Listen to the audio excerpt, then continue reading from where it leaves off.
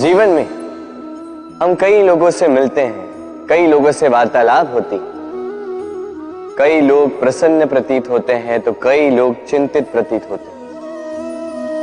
किंतु यदि आप ये समझने का प्रयास करें कि कौन अधिकतर प्रसन्न रहता है, कौन अधिकतर चिंतित रहता है, तो आप ये पाएंगे कि वृद्ध और युवक अधिकतर समय चिंता में रहते हैं। दूसरी ओर बालक सदा प्रसन्न रहता है, चिंता की एक रेखा तक नहीं। कारण क्या? अब आप कहेंगे सीधी सी बात है, बालक में इतनी समझ ही कहां होती है कि वो जीवन की समस्याओं को समझ पाए, कठिनाइयों को समझ पाए, दायित्व समझ पाए।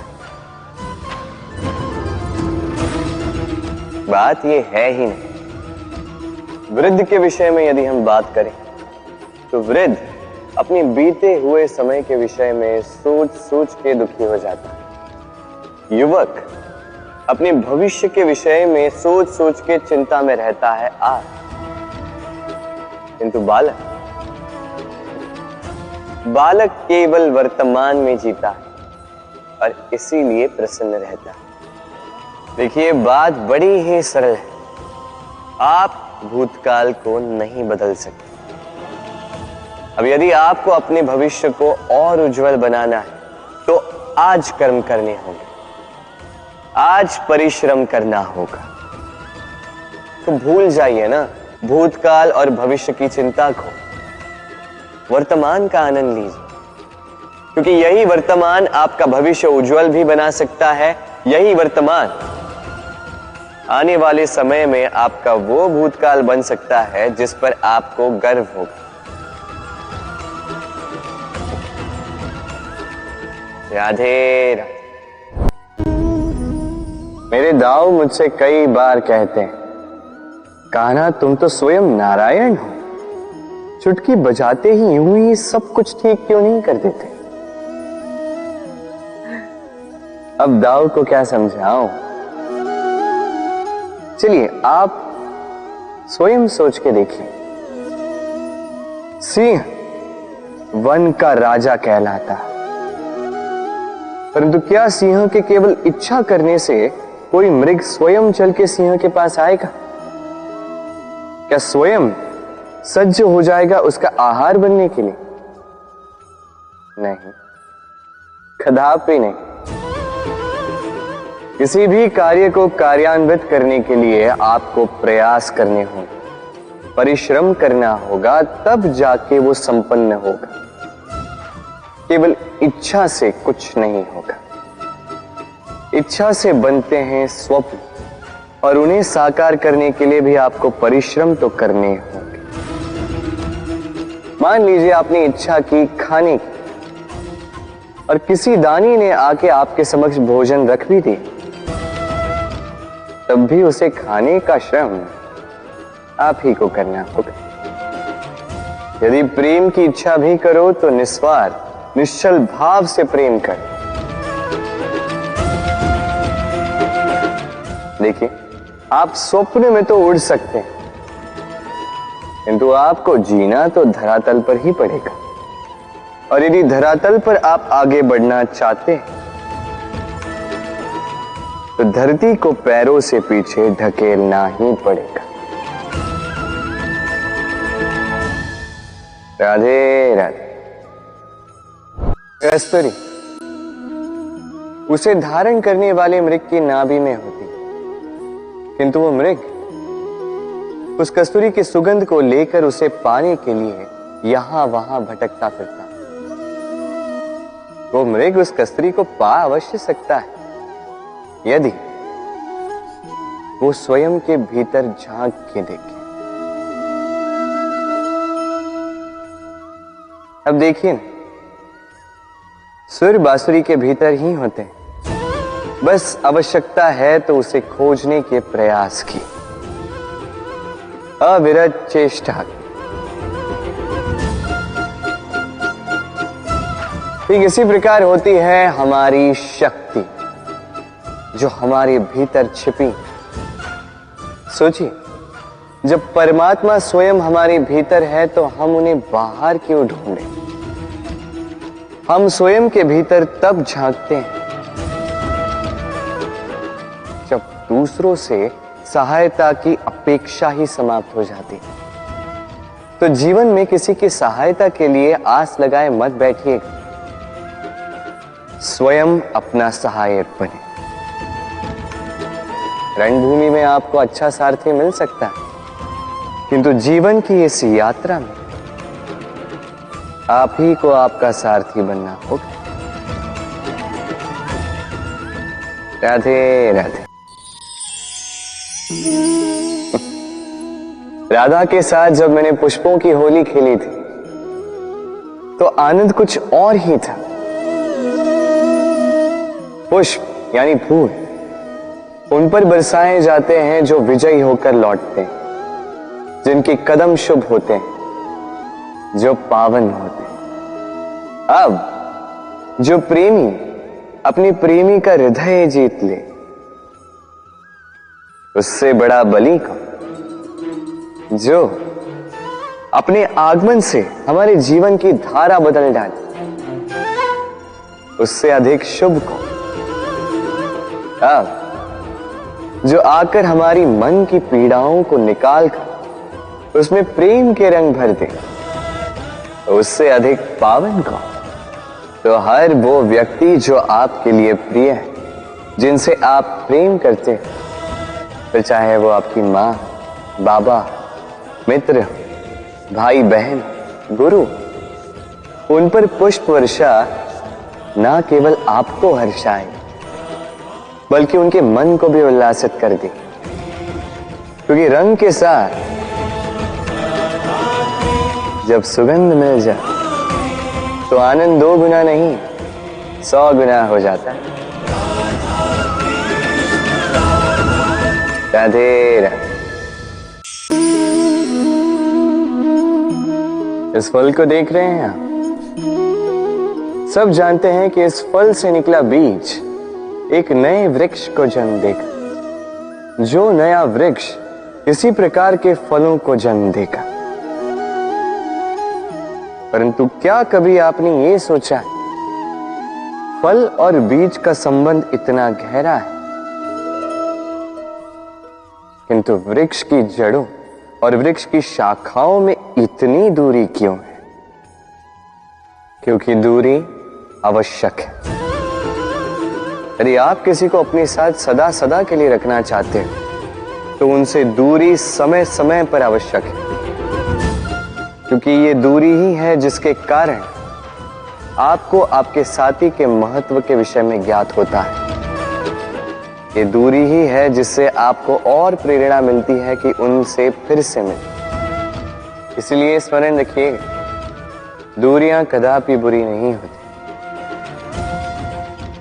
फल से बीज की ये दूरी ही नए फलों के निर्माण का कारण बनती है। प्रेम की असली परख होती है इन दूरियों से। तो दूरियों से भी प्रेम करें और प्रेम से कहें राधे।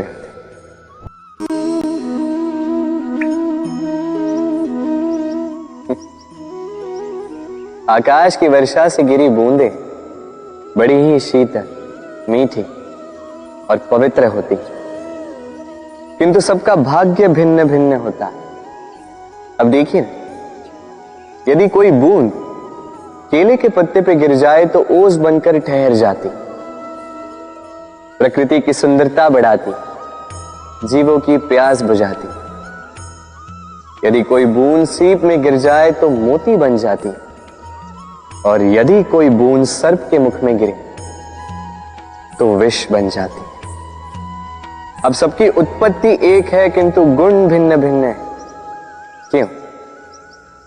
कारण क्या है इसका? कारण है संगति। संगति का प्रभाव बड़ा ही भीषण होता है। चाहे तो आपको आकाश में बिठा दे, चाहे तो आपको पाताल में धसा दे। अब वर्षा की बूंदें तो ये चयन नहीं कर पाती कि इनकी संगति क्या होगी, उनका भाग्य क्या होगा, किंतु हम तो मनुष्य, हम तो अपनी संगति चुन सकते। तो सोच विचार करके संगति चुनिएगा। ये चयन आपका होगा और इसका परिणाम भी आप ही को भुगतना होगा। राधे राधे। सर,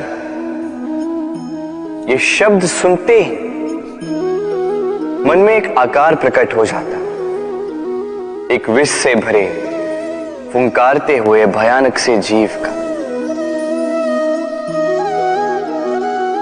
यदि ये सर्प किसी के घर पे मिल जाए तो कोलाहल मच जाता, लोग सुरक्षा का प्रबंध करते हैं, भीड़ इकट्ठा हो जाती है उस सर्प के प्राण लेने के लिए। किंतु यदि वही सर्प किसी मंदिर में पाया जाए तो क्या होता? लोग उस सर्प के समक्ष अपना शीश झुकाते हैं, प्रार्थना करते हैं, हाथ जोड़ते हैं, दूध पिलाते हैं, स्वयं शिव जी का आशीर्वाद मानते हैं। अब इस विषय में आपके क्या विचार हैं? सोचिए, मनुष्य भी वही था, सर्प भी वही था, फिर परिस्थितियों में इतना अंतर क्यों? कहीं कोई सर्प के प्राण ले रहा है तो कहीं उसी सर्प की पूजा कर रहा है। अंतर का कारण है संगति और स्थान।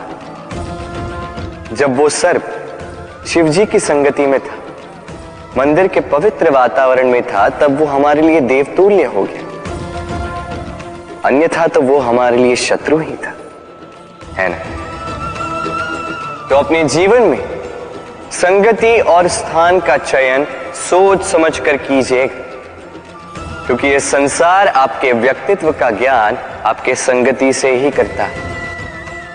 और हां, यहां बात धनी या निर्धन की नहीं है, यहां बात है संस्कारी और सदाचारी के साथ की। सदाचारी का साथ सदैव सम्मान का कारण बनता है। राधे राधे। संसार में ज्ञानी कौन है? वो जो वेदों का अर्थ समझता है, या वो जिसने जन्म और मृत्यु का रहस्य ज्ञात कर लिया, या वो जो 64 कलाओं में निपुण? नहीं, संसार में ज्ञानी वो जो केवल एक अंतर समझता है, अंतर मान लेने का और ठान लेने का। शब्द बड़े ही सरल हैं, किंतु यदि ध्यान से सोचोगे तो इसका अर्थ बड़ा ही महत्वपूर्ण है। आइए समझाता। यदि मान लो तो हार, किंतु यदि ठान लो तो जीत। यदि मान लो तो कोई अपना है, किंतु यदि ठान लो तो वो शत्रु।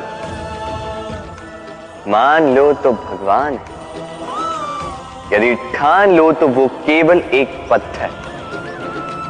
बस इस अंतर को समझ लीजिए, संसार की हर वस्तु आपके समक्ष होगी।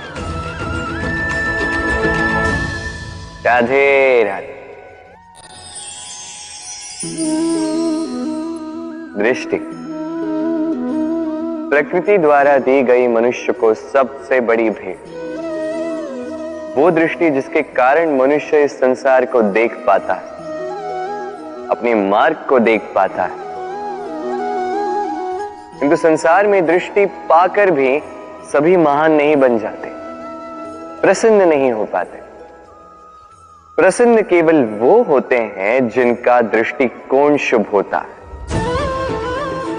अब जो गुलाब में कांटे ढूंढते हैं, वो अवश्य ही अपने हाथों को उन कांटों से घायल कर जाते हैं, क्योंकि उनकी दृष्टि केवल कांटों तक ही सीमित रहती है। किंतु सुगंधी बनाने वाले पंखुड़ियों को तो ढूंढ ही लेते हैं। क्यों? अब देखिए ना, जो अंधकार में प्रकाश पाना चाहते हैं, उन्हें दीपक भी सूर्य की भांति लगे, किंतु जो कमियां निकालना चाहते हैं, उन्हें दीपक के तल में भी अंधकार छिपा मिले। जो प्रेम पाना चाहते हैं वो परायों में भी स्नेह ढूंढ ही लेंगे, अन्यथा किसी को पाकर भी उनसे अनजान रहने वालों की कमी नहीं। दृष्टि हमें दिखाती है, किंतु दृष्टिकोण हमें वो दिखाता है जो हम देखना चाहते हैं।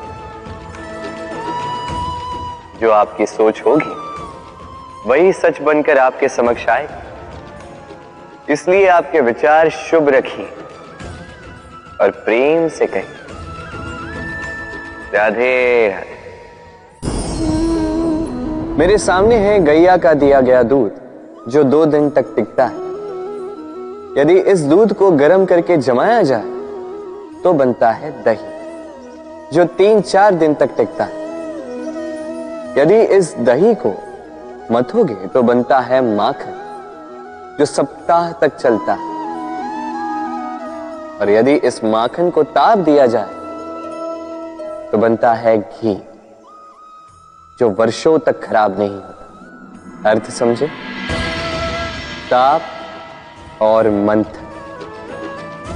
जितना परीक्षाओं की कसौटी पर खरे उतरोगे, जितना कठिनाइयों का ताप सहोगे, जितना मंथन की चुनौतियां सहोगे, उतना ही यश, बल और सामर्थ्य बढ़ेगा। तो कर्म करो, कठिनाइयों का सामना करो और मंथन से मन को शुद्ध रखो। मन प्रसन्न होकर बोलेगा, राधे राधे।